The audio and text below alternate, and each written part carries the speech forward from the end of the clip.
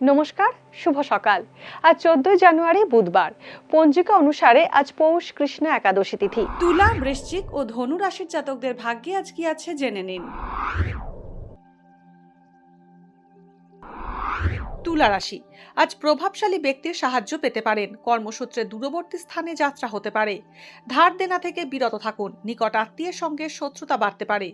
ধর্মীয় কাজে মনোনিবেশ হবে। চর্মরোগের প্রকোপ বাড়তে পারে। ভ্রমণে বিপদের আশঙ্কা থাকছে।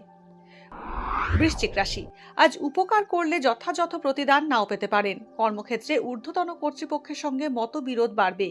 ছাত্রছাত্রীদের পড়াশোনায় অমনোযোগ বাড়বে। জনসেবামূলক কাজে অর্থ ব্যয় হতে পারে। জলবাহিত রোগে ভোগার আশঙ্কা থাকছে। ধনুরাশি, গুরুত্বপূর্ণ আর্থিক সিদ্ধান্ত আজ না নেওয়াই ভালো। আয় যথাযথ থাকলেও ব্যয় বৃদ্ধির যোগ রয়েছে। ঋণ দেওয়া বা নেওয়া থেকে বিরত থাকুন। তির্যক মন্তব্য করবেন না। কর্মক্ষেত্রে অধস্তন ব্যক্তির সঙ্গে বিবাদ বাড়তে পারে। আত্মীয়ের সঙ্গে মতভেদ হবে। জীবনসঙ্গী স্বাস্থ্যহানি হতে পারে।